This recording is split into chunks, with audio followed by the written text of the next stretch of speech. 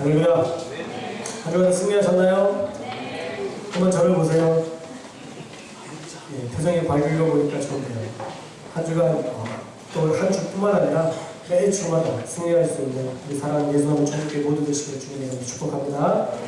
예, 오늘은 교회란 무엇인가에 대해서 말씀을 나누고자 해요. 여러분이 생각하는 교회는 어떤 곳인가요? 여러분이 생각하는 교회 아시죠? 교회 다니시죠? 네. 여러분 생각하는 교회가 아마 다 있을 거예요. 친한 친구들이 있고 열심히 하나님을 위해서 봉사해야 하고 또 함께 물어줄 친구들이 있는 이곳이 교회다라고 생각할 것입니다.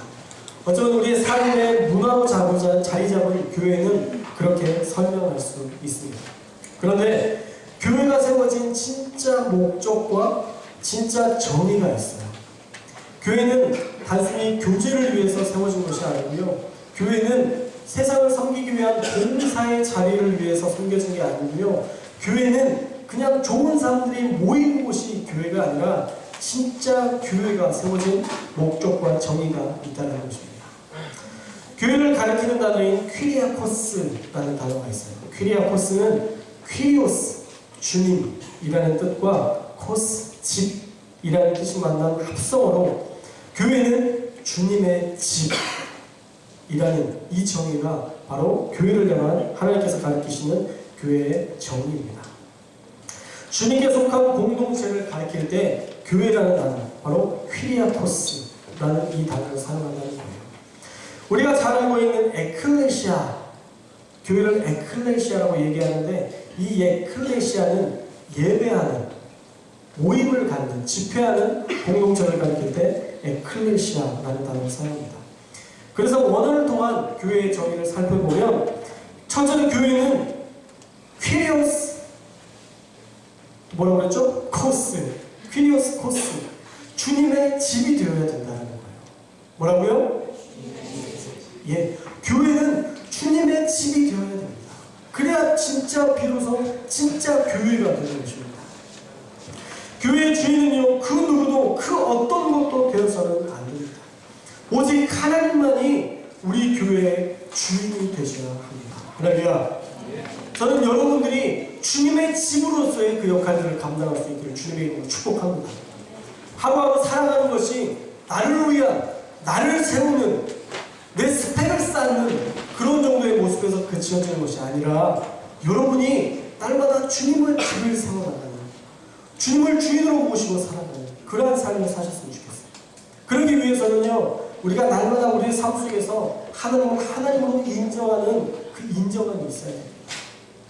우리가 살다 보면 너무 자주 흔히 범하는 실수 중에 하나가 하나님 없이 살 때가 너무 많아요. 여러분, 하나님과 얼마나 교제하면서 사셨나요? 한 주간 살면서 하나님을 얼마나 여러분의 삶에 초청하면서 사셨나요? 하나님, 지금 이 문제가 생겼는데 하나님 이 문제에 대한 해답해 주십시오. 하나님, 이런 마음적인 어려움이 생겼는데 하나님 이 마음의 문제들을 하나님 해결해 주십시오. 하나님, 삶 속에서 이런 괴로운 일들이 있는데 하나님 이것들을 하나님 맡겨주십시오. 그것들 얼마나 기도하면서 얘기하십니까? 우리의 삶이, 우리가 교회로서 주님의 집이라고 한다면 우리의 삶에 일어나는 많은 것들을 하나님께 맡겨드릴 수 있어야 돼요. 이번 한 주는 어떻게 사셨는지 모르지만 다음 주부터는 여러분의 삶을 많이 맡겨드릴 수 있기를 주님의 이름으로 축원합니다. 그러면 마음껏 맡겨드릴 수 있었으면 좋겠어요. 그리고 우리 생각으로 결정하지 않았으면 좋겠어요. 어떤 일을 할 때에 우리의 생각과 우리의 가치와 우리의 기준으로 일하지 않았으면 좋겠습니다. 하나님이 생각하는 것이 무엇일까? 만약 하나님이시라면 어떻게 하실까를 여러분들이 생각하고 고민하고 싸우다가 결국은 하나님의 방법으로 우리가 일할 수 있었으면 좋겠어요. 여러분들이 그 방법을 선택할 수 있었으면 좋겠어요. 세상의 방법 말고, 다른 사람들이 다 취하는 그 방법 말고, 열받으면 열받아서 열받는 대로 그냥 행하는 그런 일들 말고, 하나님께서 만약에 이 지금 상황이시라면 어떻게 일하실까를 고민하고 묵상하고 도저히 모르겠으면 다시 말씀을 읽고 하나님께서 주신 그 마음을 찾고자 꼬부림치면서 우리가 그 해답을 받을 수 있었으면 좋겠어요. 그렇게 사는 사람이 바로 교회일 수 있어요. 그렇게 살아야만 주님이 주인된 그 주님의 집에서 우리가 살아갈 수 있다는 거예요. 또 하나는 에클레시아라는 단어처럼 하나님을 예배하는 공동체가 되어야 됩니다. 여러분 진짜 하나님을 예배하는 공동체가 되셔야 돼요. 여러분의 삶에서 날마다 하나님을 예배하는 그런 예배가 있어야 돼요. 예배에 대한 얼마나 갈망이 있나요? 여러분, 사랑하는 여러분, 한 주간 얼마나 예배를 드리셨나요? 언제 예배를 드리셨죠? 저번 주 주일날 이 시간? 오 마이 갓, 안 돼요. 지난주에 드린 그 예배 한 번이 여러분의 인생을 바꿀 수 없어요. 늘 사모하는 마음으로 하나님 앞에 나아가야 돼요. 이 예배를요, 어쩔 수 없어서 나오는 예배가 아니라 예배 드리고 싶어서 미칠 것 같은 그 뛰는 역동적인 그 마음이 여러분들을 사로잡아서 예배할 수 있는 그 예배의 단계에 여러분들이 이르러야 돼요. 일주일에 한 번 어쩔 수 없이 목사님 또 문자 보내셨네 후덜덜 이러면서 교회 나오는 게 아니라 안 나오면 전화 올까봐 그게 두려워서 여러분들이 하나가 이 자리에 나오는 것이 아니라 하나님을 너무 사모해서 너무 하나님을 만나고 싶어서 나오고 싶은 이 자리라고 해요. 여러분들 어린 왕자라는 이야기 잘 아시죠? 어린 왕자의 여우가 뭐라고 했죠? 여우가 말을 해요. 기묘하죠? 여우가 어떤 이야기를 했냐면 사랑하는 그런 관계가 되면 1시간 전부터 나는 마음이 뛸 거다라는 얘기예요. 저는 여러분들이 하나님을 예배하는 하나님을 사랑하는 사람이 된다면 먼저 그런 마음이 생길 거라고 합니다. 하나님을 정말 만나고 싶은 그 열망으로 몇 시간 전부터 여러분들이 머리를 감고 여러분들이 씻으면서도 하나님을 사랑하는 마음으로 그 모든 것들이 준비되리라고 합니다. 저는 여러분들이 그런 예배를 사모하는 공동체가 되시길 주님의 이름으로 축원합니다. 할렐루야. 그래서 많은 말씀을 좀 들으세요. 이 시대에 정말 귀한 말씀, 얼마나 많은 선포자들이 있나요? 그 많은 선포자들의 그 모든 그 말씀들을 그냥 제껴놓지 말고 여러분 좀 들으세요. 우리 청년교회 어플에 들어가시면 계속 말씀이 정리되어 있습니다. 매일 주마다 이렇게 녹화된 그 말씀이 들어가 있습니다. 여러분 거기서 좀 검색을 해보세요. 여러분의 인생 가운데 어떤 문제가 생기고 내가 도저히 해답을 못 찾겠다 싶으면 하나님 나에게 그 해답을 얻을 수 있는 그 단어를 좀 주십시오. 그래서 거기서 검색을 좀 해보고 거기에 맞는 말씀을 좀 찾아서 들으면서 좀 응답을 좀 받으세요. 하나님께서 나에게 하시는 말씀이 무엇일까? 그것을 좀 들으세요. 저도 가끔 제가 한 설교를 가지고 은혜를 받을 때가 있어요. 교만하죠? 어떤 분은 그걸 가지고 다시 저에게 위로를 주실 때가 있어요. 목사님, 예전에 목사님께서 어떤 설교에서 이 이야기를 하셨어요. 근데 저한테 위로가 되더라고요. 라고 어떤 전도사님이 저에게 그 얘기를 하셨어요. 최근에. 근데 그 말씀이 또 저한테 위로가 되더라고요. 어떻게 내가 전한 말씀을 가지고 제가 은혜를 받을 수 있을까요? 말씀에는 생명력이 있기 때문이에요. 말씀에는 능력이 있기 때문입니다.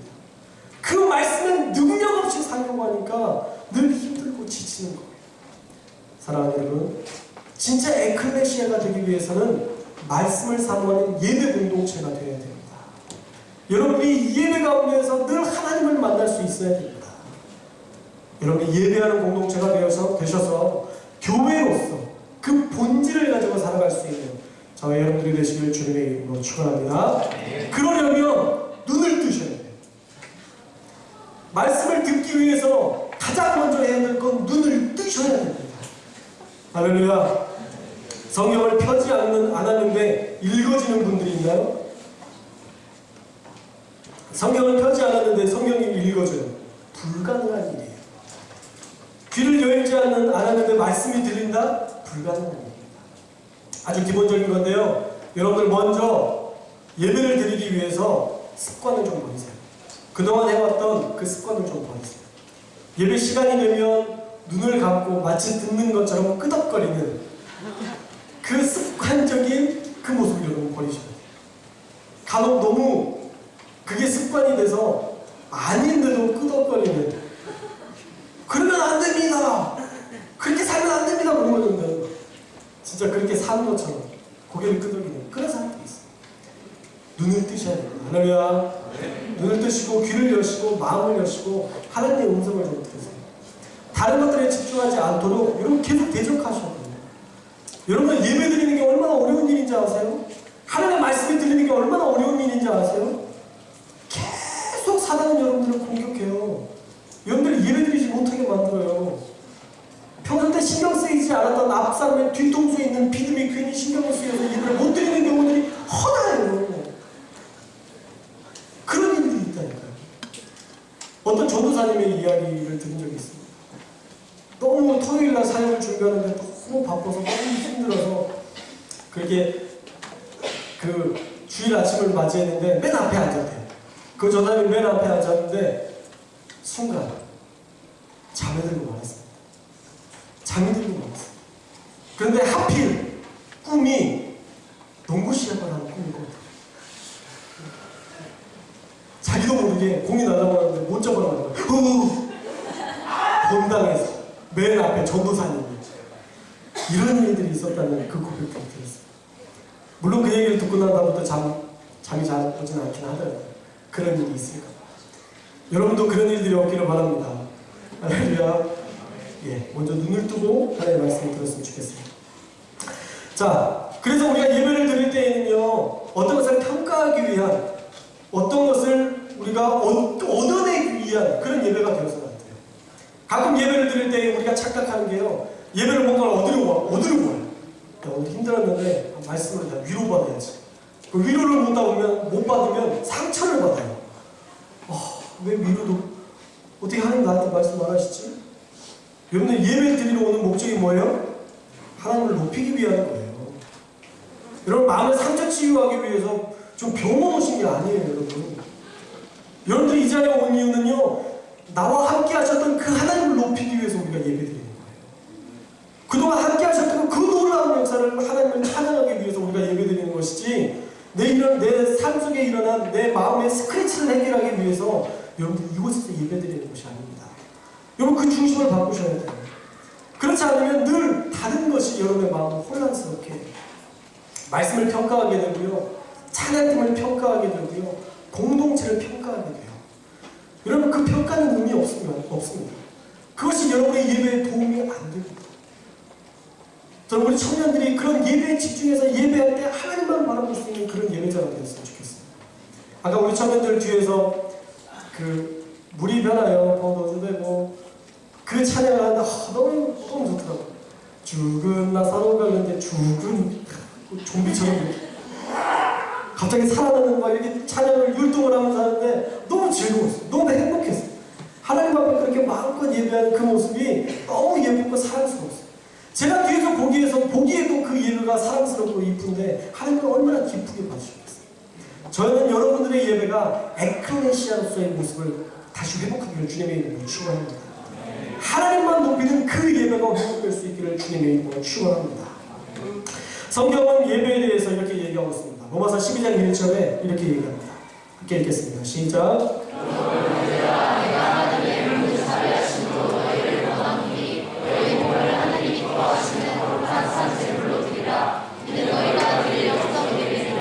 우리가 교회로서 예배 드릴 때 어떻게 예배를 드려야 되냐면, 너희 몸을, 여러분의 영을 드리는 게 아니에요.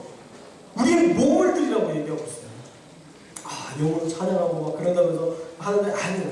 우리의 몸이 하나님을 바라봐야 되고, 우리의 영이 하나님을 바라봐야 되고, 우리의 혼이 주님을 찾아야 돼요. 우리의 지정 의가 하나님을 계속 찾고 하나님을 바라는 모습이에요. 그러면서 몸을 하나님이 기뻐하시는 거룩한 산 제물로 드리라고 얘기해요.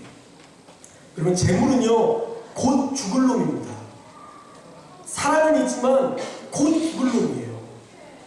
여러분들이 제물이 되라는 것은 지금은 살아있지만 곧 죽을 자처럼 하나님 앞에 예배드리라는 거예요. 내 자아가 살아있고 내가 하고 싶은 어떤 욕망이 살아있고 내 욕심이 살아있는 그런 예배가 아니라 곧 죽을 자처럼, 완전히 죽어있는 그 모습처럼, 살아있지만 곧 죽을 자처럼 하나님 앞에 예배드리는 그 모습이 되어야 돼요.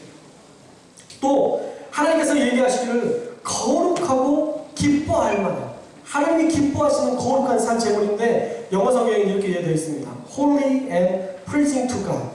거룩한 모습, 그리고 하나님께 기쁨이 될 만한 모습으로 하나님 앞에 예배하라라고 얘기해요. 여러분, 일주일 동안 그냥 그렇게 살다가 와서 하나님 앞에 예배드리는 그게 예배가 아니에요. 하나님께서 보시기에 거룩해야 그것이 여러분들의 모습을 통해서 받으시는 예배가 될 수 있다는 거예요.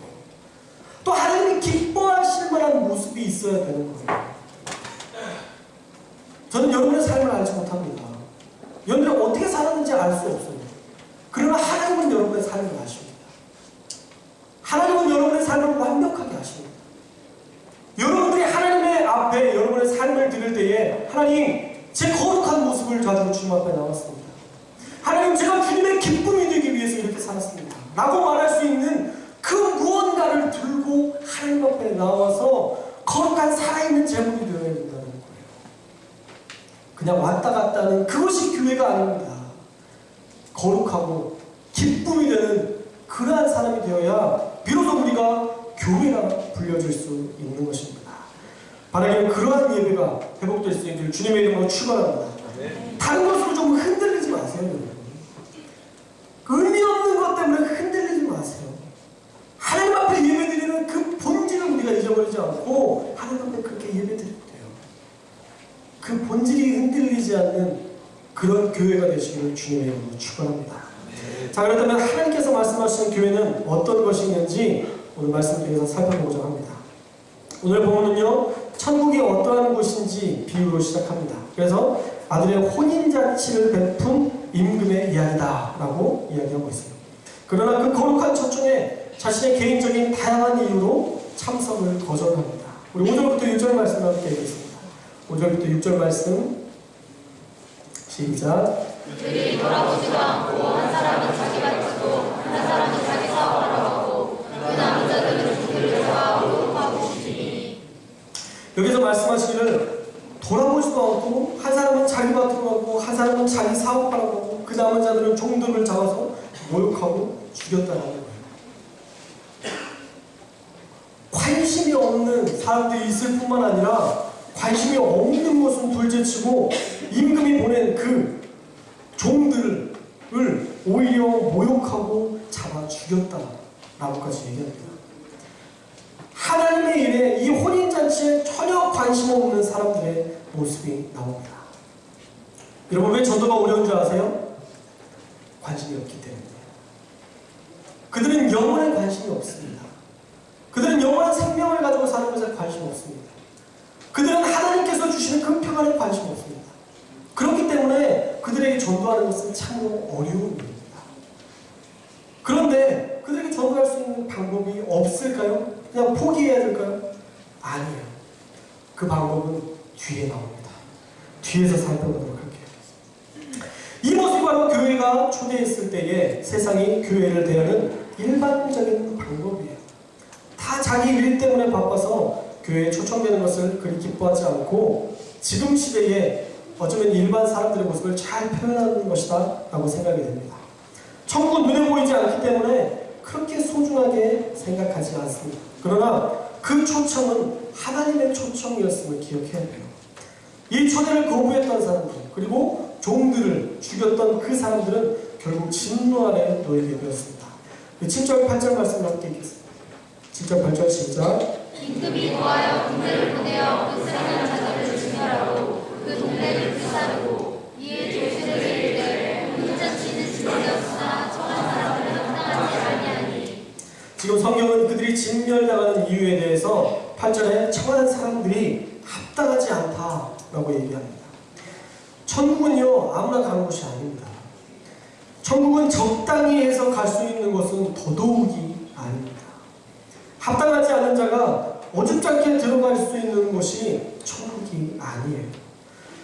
또 합당하지 않는 사람들 외에 또 어떤 사람들이 있을까? 길거리로 나가서 초청하고 데려왔습니다. 그런데 11절과 12절에 이렇게 얘기하고 있습니다. 11절, 12절 읽어보겠습니다. 시작. 임금이 주민들을 보러 들어올세 거기서 이를 잊지 않는 사람들고 이르되 친구가 어찌하여 이를 잊지 않고 여기 들어왔느냐 하니 그가 아무 말도 못하거늘.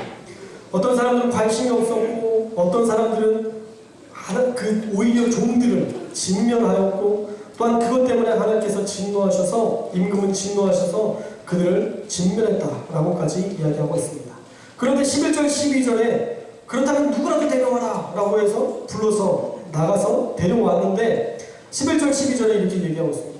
임금이 손님들을 보러 들어올 때 거기서 예복을 입지 않는 한 사람을 봤다. 그래서 그 사람들에게 너는 어찌하여서 이렇게 들어왔느냐 라고 물었더니 아무 말도 못했다 라고 얘기합니다. 예복, 도대체 예복이 뭐가 그렇게 중요한 걸까? 다른 사람들한테 그 전에 예복에 대해서 얘기 안 했었는데 왜 이 사람에게만 예복에 대해서 이야기하고 예복을 이야기했을까 궁금했습니다. 그런데 찾아보니까 오카노 목사님은 이 예복이라는 이 단어를 믿음이다 라고 표현하셨더라고요. 이 예복을 믿음이라는 단어로 바꿔서 읽어보니까 정확히 맞아요. 11절 말씀 다시 보여주세요. 11절 말씀을 보면 임금이 손님들을 보러 들어올 때 거기서 믿음이 없는 한 사람을 보고 이르되 친구여 어찌하여 믿음이 없이 여기 들어왔느냐 하니 그가 아무 말도 못하거늘.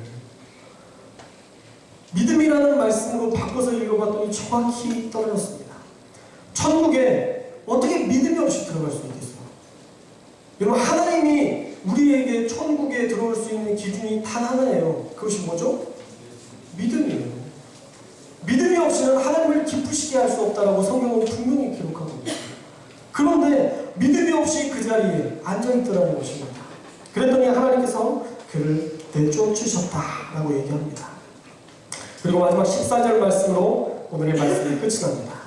청함을 받은 자는 많되 택함을 입은 자는 적으니라. 청함을 입은 자는 많되 택함을 입은 자는 적으니라. 한국교회에 주시는 하나님의 경고의 메시지라는 생각이 들었습니다. 청함을 받는 자는 많습니다.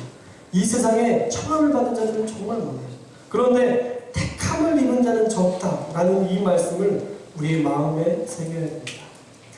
오늘 말씀을 마치 불신자에게만 적용을 해서 우리가 듣는 경우가 있는데 그것은 착각입니다. 이것은 정확히 여러분과 저에게 하시는 말씀입니다. 이것은 안 믿는 사람들의 이야기가 아니라 우리들에 대한 비유입니다. 편하게 예수 믿으려고 하는 우리를 향하여서 하나님께서 말씀하시는 그 말씀이에요. 예배를, 각종 모임과 기도와 훈련과 다양한 사역을 다양한 자기의 일 때문에 등한시하는 그 모습을 꼬집는 하나님의 비유의 말씀입니다. 그냥 예배만 드리고 가는, 그래서 모든 사역에는 손대지 않고 별 관심 없는 우리의 모습을 오늘 본문에서 찾아볼 수 있다는 거예요. 점점 예배자들이 줄어들고 있습니다. 한국 교회가 점점 하나님을 찾는 자들이 줄어든다는 얘기가 합니다. 청년교회의 예배마저 사라져가고 있는 지금의 현실을 많은 뉴스를 통해서 접하게 됩니다.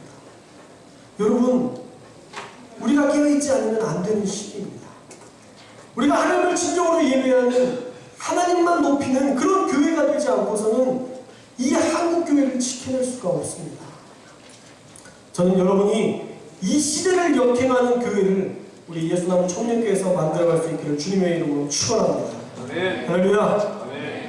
예배가 사라지고 모임이 사라지는 이 시기에 더 많이 예배하고 더 많이 하나님을 높이고 더 많은 모임을 통해서 하나님만 찬양하는 그런 교회가 되었으면 좋겠어요. 저는 수만 커지는 교회 원하지 않습니다. 그러나 그렇다고 수가 없는 교회도 원하지 않습니다. 저는 모두가 하나된 공동체를 이룰 수 있었으면 좋겠습니다. 처음 교회에 나왔지만 다음 주부터 헌신된 사람도 일할 수 있는 그런 교회가 될 수 있었으면 좋겠습니다. 많은 사람들이, 어떤 소수의 사람들이 많은 일을 하는 교회는 바른 공동체가 아닙니다. 저는 많은 사람들이 다양한 자기의 역할들을 감당하는 그런 교회가 되어야 된다고 생각해요. 그 일을 위해서 여러분들 모두가 우리 교회에 동참할 수 있었으면 좋겠어요. 할렐루야. 어떤 사람들은 교회가 너무 커서 자기가 할 일이 없다라고 생각이 돼서 다른 교회로 가겠다라고 얘기하시는 분들도 간혹 있어요. 아니, 간혹이 아니라 너무 많아요. 여러분, 우리 교회에서도 할 일이 너무 많습니다. 여러분들 여기에서 정말 훈련 받으실 수 있었으면 좋겠어요. 그래서 훈련된 다음에 여러분을 가신다면 얼마든지 보내드립니다. 여러분 여기서 좀 훈련받고 여기서 정말 하나님을 예배하는 것이 무엇인지 귀한 공동체가 어떤 공동체인지를 좀 누리고 그 다음에 정말 기회가 된다고 하면 정말 하나님 주신 마음이 너무 강한 마음이 있어서 또 다른 곳에 사역을 하러 가야 되거나 그런 하나님의 부르심이 있다면 그때 떠나십시오. 준비되지 않은 사람, 준비되지 않는 자들이 떠나는 그 떠남은 전혀 의미가 없습니다. 제가 전도사 시절에 그런 고백을 했던 적이 있어요. 하나님, 제가 아골골짝 빈들에도 자 복음 들고 가겠습니다. 그런 고백을 했어요. 그런데 나중에 생각해보니까 이게 얼마나 어리석은 고백이었는지 깨달았어요. 제가 준비되지 않은 상태에서 아골골짝 빈들에 가면 제가 아골이 돼요. 해골같이 돼요. 왜냐면 거기서 이길 능력이 없거든요. 힘이 없거든요. 여러분들이 이곳에서 정말 훈련되어서 하나님의 일들을 기쁨으로 감당하고 귀한 공동체를 이룬 이후에 우리가 세상에 나아간다면 능력의 사람이 돼서 하나님의 일들을 이룰 수 있지만 여러분들 여기에서도 흐지부지하고 거기에서도 흐지부지 그렇게 살아서는 아무 일도 이룰 수 없어요. 사랑하는 여러분, 우리 교회는 본질을 따라 사는 교회가 될 수 있었으면 좋겠습니다. 본질을 따라서 처음에 이야기했던 것처럼 우리의 삶의 주인 되신 하나님을 날마다 경험하며 사는 그런 교회가 될 수 있었으면 좋겠어요. 또 날마다 예배만 드린다고 하면 미친 듯이 모여서 하나님을 예배하는 그런 공동체가 됐으면 좋겠어요. 다른 사람 눈치 보는 그런 예배가 아니라 오직 하나님께만 예배하기 때문에 전혀 다른 사람들에 대한 생각이나 그들의 눈을 의식하지 않는 그런 교회가 될 수 있었으면 좋겠어요. 아까도 그런 생각을 한번 해봤습니다. 청년교회의 한 저 모퉁이 정도? 이쪽은 뭐 어쩔 수 없는 전통 이렇게 거룩하게 예배드리는 그런 스타일의 사람들은 이 속옷에서 예배드리고 저기는 그냥 이렇게 막 예배드릴 수 있는 진짜 하나님만 바라보고 막 마음껏 예배할 수 있는 그런 자리를 만들어서 저기는 신경 쓰지 않고 마음껏 예배할 수 있도록 그런 자리를 좀 마련하고 그것에서 예배하면 어떨까 그런 생각 해봤어요. 여러분 어디가 저는 모든 곳이 다 그랬으면 좋겠어요. 그냥 여러분이 예배드리는 그 자리에서 진짜 하나님을 예배하는 그런 예배자들이 마음껏 예배할 수 있었으면 좋겠어요. 사랑하는 여러분, 교회는요 주님을 주인으로 모신 그 공동체가 바로 교회입니다. 사랑하는 여러분, 교회는요 하나님을 하나님으로 인정하고 하나님께만 예배하는 공동체가 진짜 교회인 것입니다. 바라기는 이제 여러분들이 세상 가운데 돌아가서 진짜 교회가 되어서 그곳에서 살아낼 수 있기를 주님의 이름으로 축원합니다. 여러분의 삶의 자리에서 주님을 주인으로 인정하고 살아가는 그러한 삶을 사셨으면 좋겠고요. 그곳에서 날마다 하나님을 예배하는 그 예배가 넘쳐날 수 있었으면 좋겠어요. 그래야 우리가 비로소 교회일 수 있습니다. 할렐루야. 교회가 되시기를 주님의 이름으로 축원합니다. 한 주간 교회답게 살아내는 저와 여러분들이 되시기를 주님의 이름으로 축복합니다. 할렐루야. 기도하겠습니다.